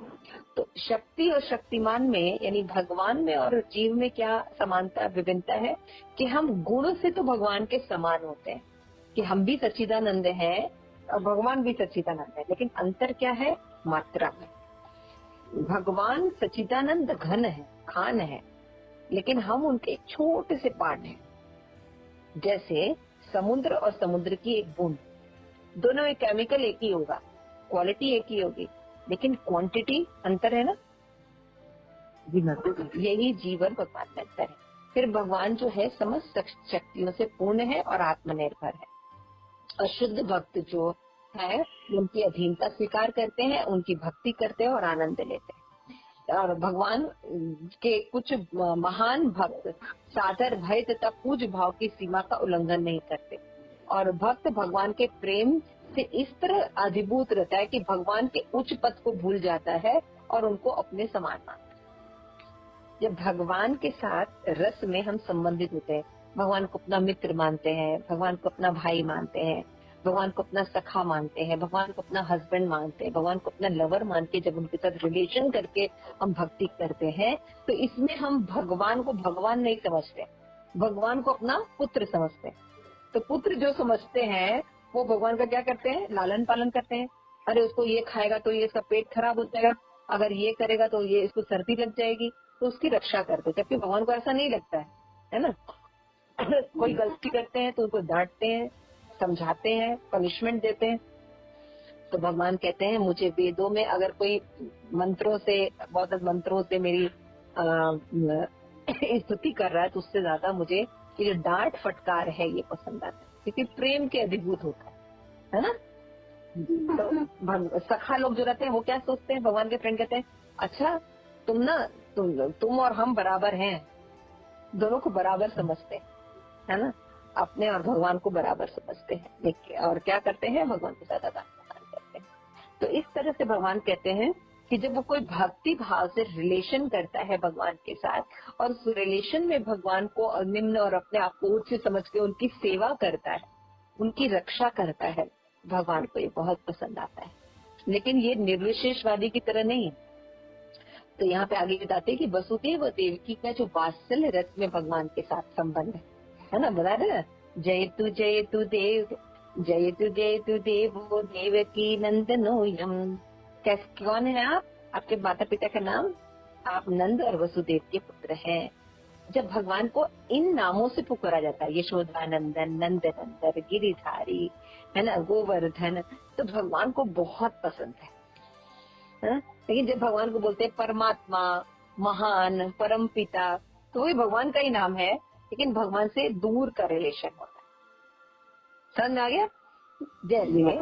जैसे कि अभी आप लोग हैं, तो जैसे कि गौरी है। गौरी, आपके घर का नाम आपकी मम्मी कुछ रखी थी? नहीं, गौरी है। ओके, किसी का पेट नेम है आस्था? मम्मी कुछ और नाम से बुलाते हैं आपको? नहीं माता जी। आस्था ही बुलाते हैं जी बात। आज तू ऐसे नहीं बोलते? पूनम तुमको? नहीं माता, मेरा भी पूनम ही नाम है। तो मम्मी कुछ ऐसे बिट्टू, बिटिया ऐसे नहीं बुलाती है? कुछ माता जी बस वही पापा गुड़िया बुलाते हैं। हाँ, गुड़िया है ना नाम, वही बात बोलती है। जब आपको गुड़िया, जब आपको मान लो जैसे पापा आपने, हाँ पूनम तो छोटे है ना, इसलिए बच्ची करता है सब लोग। हाँ, बच्ची कहते हैं। अब मान लो जैसे कि आपको, आप जैसे कि गुड़िया या आपके बच्ची नाम है, उससे जब पुकारते हैं और अचानक वो तुम्हारे आस्था नाम से पुकारे, तो तुमको दोनों में से कौन पसंद आता है? वही जो गुड़िया जो प्यार से बुला गुड़िया जब प्रेम से बुलाते हैं तुमको समझ आता है कि प्रेम से बुला रहे हैं, है ना। बात है। तो वही सेम चीज भगवान के साथ, क्योंकि भगवान भी एक व्यक्ति, जब उनको यशोदा नंदन, नंद नंदन ऐसे नामों से, जानकी नंदन, है ना, देवकी नंदन ऐसे नामों से जब कोई पुकारता है, मतलब पर्सनल बोल रहा है भगवान, है ना। जब कोई पर्सनल जानता है भगवान को तब तो पुकारता है ऐसे, नहीं तो परमात्मा, भगवान, ये भी भगवान का ही नाम है, लेकिन ये भगवान का आदर सूचक नाम है, इतना प्रेम पूर्वक नाम नहीं। तो इस तरह से भगवान जो है, जब उनको इन नामों से कोई पुकारता है तो यानी वो भक्ति कर रहा है, तब वो इन नामों से पुकार रहा है भगवान। फिर भगवान कहते हैं कि भगवान का नाम और भगवान में अंतर नहीं होता, ये दूसरा प्रिंसिपल है ना। और कि भगवान और भगवान के नाम में अंतर नहीं होता, जबकि भौतिक जगत में नाम में और वस्तु में अंतर होता है। जैसे अगर हम बोले पानी पानी पानी पानी, तो हमारी प्यास बुझ जाएगी? नहीं, यानी नाम में और वस्तु में अंतर है ना। जैसे मैं यहाँ पे बोलूं पूनम पूनम, तो क्या पूनम आ जाएगी यहाँ पे? नहीं। लेकिन भगवान में और भगवान के नाम में अंतर नहीं। आप जैसे ही बोलते हैं हरे कृष्ण, तो राधा रानी और कृष्ण आपके पास आ गए। जैसे आप ये राधा कुलशेखर के प्रेयर्स पढ़ रहे हैं, इस समय भगवान आपको सुन रहे हैं, क्योंकि आपने प्रे करके प्रभुपाद की वाणी को पढ़ रहे हैं, तो भगवान बहुत प्रसन्न होकर सुन रहे हैं कि हम लोग क्या डिस्कस कर रहे हैं। तो ये भगवान में और भगवान के नाम में अंतर नहीं है। और यहाँ एक बहुत ही खूबसूरत बात की गई है, भगवान कृष्ण की सर्वश्रेष्ठता सिद्ध की गई है। शास्त्रों में एग्जाम्पल दिया गया है कि अगर हम कृष्ण का नाम एक बार बोलते हैं तो वो राम नाम के 3 नाम के बराबर होता है।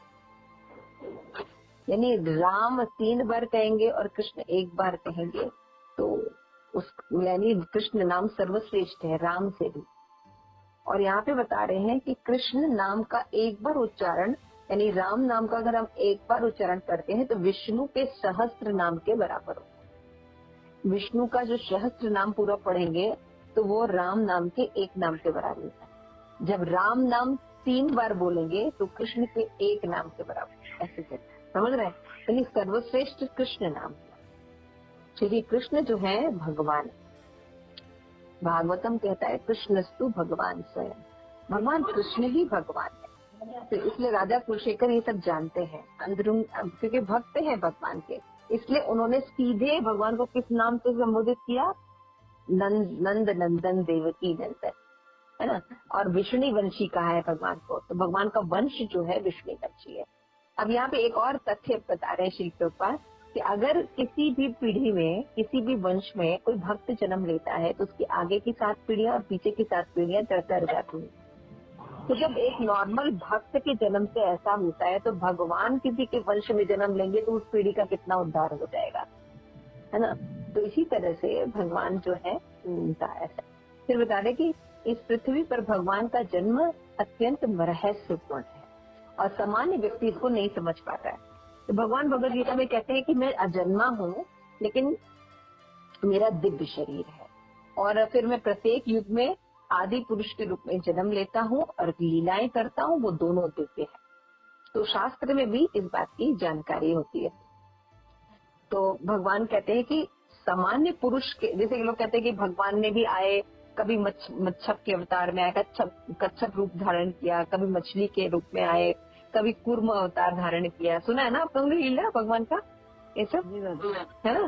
तो अलग अलग अवतारों में जाते हैं भगवान, अलग अलग योनि में जाते हैं। तो मनुष्य का भी तो ऐसा ही होता है, मनुष्य भी अलग अलग योनि में जाता है, कभी कीड़ा बन जाता है, कभी छिपकली बन जाता है, कभी सांप बन जाता है, कभी कुत्ता बन जाता है ना। तो मनुष्य भी अंतर करता है। तो जी वो भी सच्चिदानंद है, भगवान भी सच्चिदानंद है, दोनों में अंतर क्या है? बहुत बड़ा अंतर है। जीव अपने कर्मों के द्वारा शरीर प्राप्त करता है, उसकी इच्छा नहीं भी होगी तब भी उसको सूअर के शरीर का, अगर उसका कर्म है तो सूअर के शरीर में ही जाना पड़ेगा। लेकिन भगवान अभिज्ञ और अस्वराट है, पूर्ण स्वतंत्र है भगवान। भगवान ने भी शुक्र रूप धारण किया था, लेकिन भगवान जो है अपना शरीर नहीं बदलते, उनका दिव्य शरीर एक ही रहता है, खाली वो योनियां अलग अलग धारण करते हैं। इसलिए शुक्र रूप में भी भगवान पूजे जा रहे थे। ब्रह्मा और अन्य ऋषि मुनियों के द्वारा स्तुतियां गाई जा रही थी और उन्होंने पृथ्वी का उद्धार किया। तो भगवान और जीव में यही अंतर है। जीव कर्म के कारण जाता है और भोग करता है, जो उसके जो कर्म होते हैं उनके पाप को झेलने के लिए वो अन्य योनि में जाता है। लेकिन भगवान का ऐसा न कोई रूटीन है, तो भगवान अपनी इच्छा से जाते हैं और फिर भी वो शरीर नहीं बदलते, उनकी दिव्यता सदैव बनी रहती। दूसरे बताया कि भगवान के शरीर का रंग बताया। भगवान का जो शरीर है वो जो है श्यामल रंग का है। तो भगवान यहाँ पे बताते हैं कि भौतिक जगत के परम नियंता है भगवान, और भगवान जो है वो सब चीज जानते हैं, भूत वर्तमान और भविष्य। और भगवान सदैव कहीं भी प्रकट होते तो अपनी अंतरंगा शक्ति के द्वारा प्रकट होते हैं। ये सब अंतर है जीव में। जीव अंतरंगा शक्ति है लेकिन सदैव बहिरंगा शक्ति के वशीभूत करता है, लेकिन भगवान कभी भी बहिरंगा शक्ति से प्रभावित नहीं होते आने पर भी भौतिक जगत में। तो यानी कहा जाता है कि अंतरंगा, तटस्थता और बहिरंगा 3 शक्तियां हैं भगवान की। तो इसको समझने के लिए एक बहुत ही सुंदर एनालॉजी दी गई है, जैसे कि गुड़िया की एनालॉजी दी गई है और एक क्या है 3 पहचान, ईश्वर, मनुष्य और गुड़िया। तो ईश्वर तो भगवान ही हो गए और मनुष्य जो हो गया वो भगवान की बहिरंगा शक्ति, तटस्था शक्ति हो गई, और गुड़िया जो हो गई वो बहिरंगा शक्ति हो गई। इस तरह से भगवान की तीनों शक्तियों के बारे में मैंने अच्छे से आप लोगों को एक्सप्लेन कर दिया। लेकिन भगवान सदैव अव्यात्मा है। भगवान जो है अजन्मा है, अनादि है और परम। भगवान जन्म लेते हैं फिर भी दिव्य रहते हैं। यही चीज पता होनी चाहिए। इसको अगर समझ में आ गई ये बात तत्वतः, तो इसलिए तब हम कभी भी भगवान का अनुकरण नहीं करेंगे कि भगवान ने किया तो हम भी ये करेंगे, ऐसा नहीं। हम समझेंगे कि भगवान सदैव भगवान रहते हैं, वो हमारे मालिक हैं, हम उनके सर्वेंट हैं, हम उनकी दास के रूप में रह सकते हैं, हम कभी भी भगवान नहीं बन सकते। ये सब बातें क्लियर हैं और कभी भी हम फंसेंगे नहीं। तो इसलिए शरीर निष्कर्ष ये निकलेगा कि भगवान अपने आदि शरीर के में को कभी नहीं परिवर्तित करते हैं, मैंने बताया अभी। लेकिन जीव जो है अपना आदि शरीर जो है परिवर्तित करता है। लास्ट में श्री प्रभुपाद बहुत ही सुंदर बता रहे हैं मुकुंदमाला श्लोक का, कि शरीर की रचना के बारे में बता रहे हैं कि कोमल होना महापुरुषों की निशानी होता है। सिग्निफिकेंस ऑफ बिग पीपल्स इसकी निशानी होता है।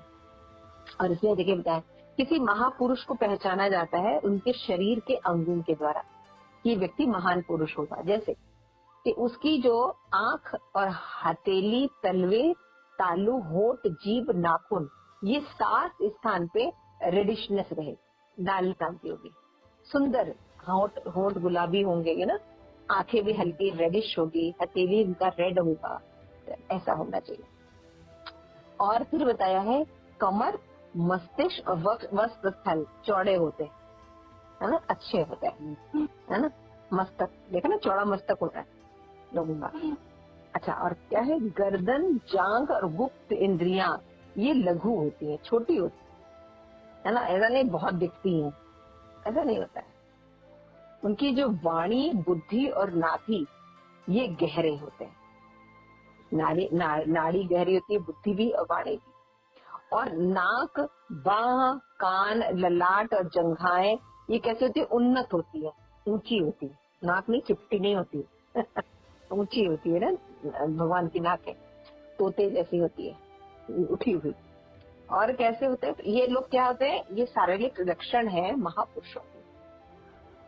और क्या बताया गया है कि त्वचा, सिर के केश, रोम, दांत और उंगलियां के सिरों के इन 5 स्थान पतले होते हैं, बस, और मोटे नहीं होते हैं। तो त्वचा सॉफ्ट होती है ना, ऐसी थिक स्किन नहीं होती, गड़ाओ तो जैसे चोरों का होता है कि मतलब सरसों का तेल पहले के लोग लगा के जाते थे चोरी कर रहे हैं, मतलब पकड़ो तो फिसल जाए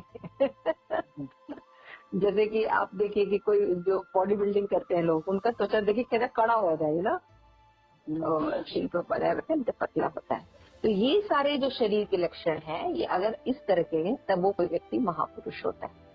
तो ब्रह्म संहिता में पुष्टि की गई कि भगवान का जो शरीर का रंग है वो श्यामल कलर है। तो हम जनरली कृष्ण को कलर करते हैं तो ब्लैक कलर कर देते हैं या ब्लू कलर कर देते हैं, तो ना ब्लैक है ना भगवान ब्लू है। मटेरियल कोई रंग भगवान को इंडिकेट कर ही नहीं सकता। थोड़ा बहुत जो कभी इंडिकेशन होती है तो वो होती है जैसे कि जब बादल घिरता है बारिश होने वाला, उसमें जो ब्लैक बादल होता है जिसमें की वर्षा भरी रहती है, देखा है कभी आप लोगों ने? काले बादल होते हैं जिसमें बारिश पूरी तरह होती है और फिर उसमें से मतलब खूब वर्षा होती है। वो जो काला घनश्याम होता है वो थोड़ा बहुत भगवान को रेफर करता है, वो भी नहीं रेफर करता। तो जो बादल, यानी कि कोई भी काला बादल छा गया, जो बारिश करने वाला बादल होता है, वैसे श्याम वर्ण के थोड़े से भगवान दिखते। श्रीमती राधा रानी जब काले बादलों को दिखती है तो मैं कृष्ण का स्मरण हो जाता है। तो भगवान के शरीर के ऐसे वर्णन काल्पनिक नहीं है, ऐसा नहीं कि कल्पना, हाँ भगवान ऐसे है, नहीं, शास्त्र में बताया है। और किन लोगों ने बताया है? जिन्होंने देखा है। राजा कुलशेखर बता रहे हैं ना, देवकी नंदन है, नंद नंदन है, कृष्ण नाम है, विष्णु वंशी है, पृथ्वी का भार उतारने के लिए आप प्रकट होते हैं भगवान, है ना। और आपका रंग श्यामल है, कोमल है, और आपके अंग कैसे हैं? कोमल अंगो।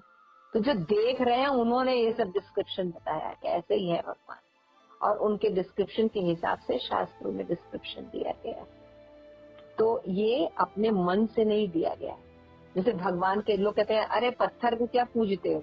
हम पत्थर को नहीं पूजते, पत्थर से भगवान का आकार बनाते हैं, जैसा भगवान का आकार शास्त्रों में लिखा गया है। फिर प्राण प्रतिष्ठा की जाती है, आवाहन किया जाता है शुद्ध भक्तों के द्वारा, तो भगवान आते हैं और इस विग्रह में शामिल होते हैं, क्योंकि भगवान ने कहा है कि तुम विग्रह रूप में मेरी सेवा करो, क्योंकि भगवान के रूप में अभी तुम देखने के लिए प्योर नहीं हो। तो जब विग्रह रूप में मैं क्या करता हूँ, सारी सेवाएं तुम्हारी स्वीकार करता हूँ। जैसे पोस्ट ऑफिस होता है ना, तो पोस्ट ऑफिस हर जगह थोड़ी पहुंचेगा लेटर लेने के लिए, तो उन्होंने जगह जगह अपना पोस्ट ऑफिस डब्बा बना रखा था पहले, है ना। तो उसमें जब हम लेटर डालते थे तो अपने आप ही जहाँ जाना था वहाँ चला जाता है, ऐसा होता है ना। तो पोस्ट ऑफिस ने अपॉइंट किया था वो डब्बा लाल रंग का, ठीक है ना। तो अब हम किसी भी लाल डब्बे में डाल देंगे तो चला जाएगा लेटर? नहीं। तो भगवान ने भौतिक जगत में, क्योंकि हम भौतिक जगत में कलमश में हैं, तो हम दिव्य भगवान को नहीं देख सकते, लेकिन भौतिक जगत के पदार्थों को देख सकते हैं। हम पत्थर देख सकते हैं, हम कागज देख सकते हैं, हम लोहा देख सकते हैं, है ना, हम तांबा पीतल देख सकते हैं। तो भगवान इतने कृपालु हैं कि इन रूपों में, क्योंकि भगवान तो सब जगह है, तो भगवान जो है वो प्रकट होते हैं। और जब व्यक्ति उन शास्त्र के अनुसार उनका जो विग्रह बनाता है, हर का डिस्क्रिप्शन दिया है, देवी देवताओं का भी डिस्क्रिप्शन दिया है कि वो कैसे होते हैं, है ना। तो उनके हिसाब से वो विग्रह बनाए जाते हैं, प्राण प्रतिष्ठा की जाती है, तो उनकी पूजा होती है। तो भगवान कहते हैं जब तुम इस विग्रह को सेवा करोगे और कुछ भी ऑफर करोगे, कुछ भी बोलोगे, मैं यहाँ से तुम्हारी सेवाएं स्वीकार करूंगा और तुम्हें प्योर करता चलूंगा, ताकि तुम्हें दिव्य दृष्टि प्राप्त हो और तुम डायरेक्ट मुझे देख सको। तो अर्चा विग्रह और पत्थर को में अंतर होता है। तो कोई भी पत्थर, हर, जैसे बहुत से लोग ये कहते हैं कि जब सब जगह भगवान है तो विग्रह को पूजने की क्या जरूरत है? तो विग्रह में भी तो भगवान है। जब सब जगह भगवान है तो मंदिर में भगवान नहीं है? तो कहते हैं कि भाई मंदिर जाने की क्या जरूरत है? जरूरत है। समुद्र का पानी है, लेकिन हमको पीना होगा तो हमको मीठा जल चाहिए और ग्लास में चाहिए। हम समुद्र थोड़ी उठा के पिएंगे, हाँ? हमको ग्लास चाहिए ना, जिससे कि हम पानी पी सके। गौरी, आज था क्लियर हो रहा है आपको कि पानी तो सब जगह है, हवा में भी पानी है, तो मुंह ऐसे करके पी लो, है ना, क्योंकि हवा में भी पानी है, तो पी लो ऐसे सुरुकड़ो पी लो। नहीं, हम नल के पास जाते हैं, टैप खोलते हैं, ग्लास लेते हैं, फिर पीते हैं। उसी तरह से भगवान सब जगह है, लेकिन हमारी इतनी कैपेसिटी नहीं कि हम हर जगह भगवान को देख सकें, हर व्यक्ति में भगवान को देख सकें। अगर ये कैपेसिटी आ जाए तो हम परम सिद्ध हो जाए। तो है भगवान, लेकिन हम समझ नहीं सकते, इसलिए भगवान ने अनुग्रह कर हमको अर्चा विग्रह का फॉर्म दिया। इसलिए हमें अर्चा विग्रह की जब हम सेवा करते हैं और वहां से भगवान सेवा स्वीकार करते हैं। आप कोई एक ब्लैंक आपकी दीवार हो, है ना, उसमें एक घड़ियाल की फोटो लगा दो, घोड़े की फोटो लगा दो और एक भगवान की फोटो लगा दो, दोनों को देखो, कहाँ अच्छा लगने वाला है? भगवान को। कितना शांति मिलती। कोई जानता भी नहीं होगा कृष्ण को, लेकिन तुम उनको खाली 2 दीवार दिखाओ, एक में घोड़ा बिल्ली जो लगाना लगा दो और दूसरे में भगवान की फोटो लगाओ और उससे पूछो, दोनों की वाइब्रेशन में अंतर होता है ना? तो यहाँ पे श्री प्रभुपाद यही बात बता रहे हैं। तो इस तरह से भगवान के वर्णन को जानना चाहिए। तो भगवान के नामों को हम लेते हैं, जैसे फर्स्ट श्लोक में हमने पढ़ा था कि हे भगवान, आपके विभिन्न नामों को मैं निरंतर लेता रहूं, ऐसा मुझे आशीष प्रदान कीजिए। और दूसरे श्लोक में भगवान करे कि ये नाम का में आपका जो कृष्ण नाम है, आप जो देवकी नंदन है, नंद नंदन है, और आप जो है कोमल हैं, श्यामल अंग हैं और पृथ्वी के भार को मिटाने के लिए यहाँ आते हैं, आपकी जय हो भगवान, आपकी जय हो। तो ये स्तुतियां भगवान को अत्यंत प्रिय हैं।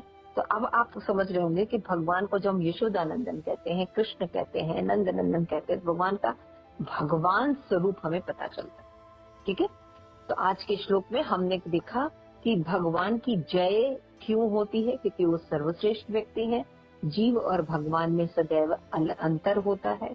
भगवान की शक्तियां अलग अलग भी हैं और एक भी है, भगवान से ही है। भगवान की 3 शक्ति होती है और भगवान अंतरंगा शक्ति और बहिरंगा शक्ति, तटस्थ शक्ति के बारे में हमने पढ़ा। फिर हमने ये देखा कि भगवान जो है कोई कार्य करते हैं और भगवान का जो जन्म है वो दिव्य है। अगर कोई ये समझ जाए तो उसका जन्म मृत्यु से चक्कर खत्म हो जाए।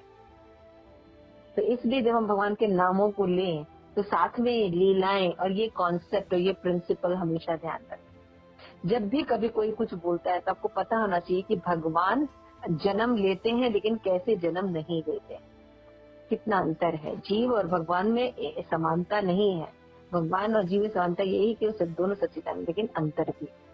ये तो फिलॉसफी बिल्कुल क्लियर होनी चाहिए। तब हम भगवान का इमिटेट कभी नहीं करेंगे, उनकी आज्ञा का पालन करेंगे। और आज्ञा है कि कलयुग में हरे कृष्ण कृष्ण कृष्ण हरे हरे, हरे राम राम राम हरे हरे, इस महामंत्र का जाप करें। भगवान की आज्ञा है। तो ये बहुत ही सुंदर, इतना सुंदर। सोचिए, राजा कुलशेखर भगवान को देखे हैं और देख के भगवान की लीलाओं को व्याख्या गान कर। ठीक है, तो इस तरह हमें ऐसे राजा कुलशेखर की इन श्लोकों को जो हम याद करेंगे और गाएंगे तो हमें याद मिलेगा। Thank you so much. किसी का कोई प्रश्न है? जैसे अभी आपने माता जी बताया ना, कृष्ण माता जी, हाँ, ये भगवान का फोटो लगा दो और घड़ियाल का और उनका, तो थोड़ा आकर्षक भगवान होंगे।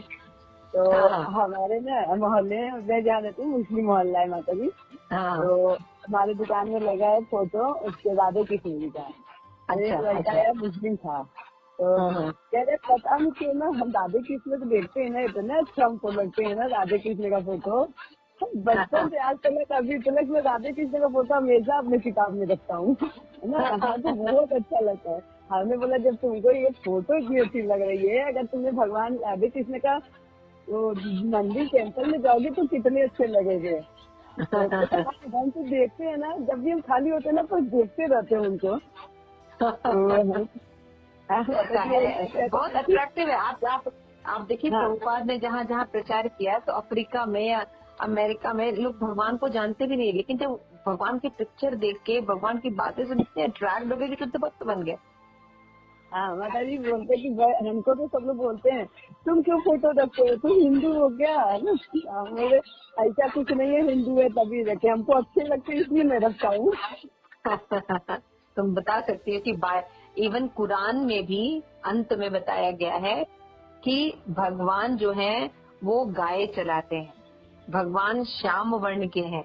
हाँ, तो अब वो कौन है?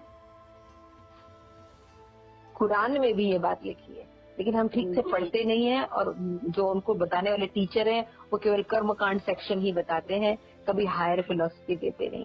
लेकिन कुरान में भी ये वर्णन है कि भगवान ऐसे दिखते हैं, भगवान गाय चराते हैं, भगवान श्याम वर्ण के हैं, भगवान वंशी बजाते हैं। तो कौन भगवान ऐसे हैं? बस। तो मोहम्मद तो अपने आप को भगवान नहीं कहते, भगवान का सर्वेंट कहते हैं। हाँ, है ना, पैगंबर हैं वो लोग, है ना, वो भगवान नहीं है। वो भगवान कौन है फिर? तो कुरान में बताया गया है, लेकिन लास्ट में बताया गया। लेकिन मौलवी लोग इतने वैसे हैं कि फिर उसको डिस्क्राइब नहीं करते हैं। तो ऐसी बहुत सी बुक इस्कॉन में अवेलेबल है कि जिसमें बताया गया है कि किस तरह से भगवान जो है वो कृष्ण है, और कृष्ण की भक्ति कर। चैतन्य महाप्रभु के लीलाओं में भी बताया गया कि किस तरह चैतन्य महाप्रभु से एक मौलवी मिले थे और किस तरह से उन्होंने सारे प्रश्न पूछे। तो श्रील प्रभुपाद ने उनको कुरान से ही एग्जाम्पल दिया और बताया। तो उन्होंने कहा कि कुरान की इस तरह से व्याख्या कभी किसी ने नहीं की। तो उन श्रील चैतन्य महाप्रभु ने कहा कि क्योंकि उनको सर्वोच्च ज्ञान नहीं है, तो केवल कर्म कांड सेक्शन तक का ही शिक्षा देते हैं। लेकिन उसी कुरान को अगर ढंग से आप पढ़िए तो उसमें भी भगवान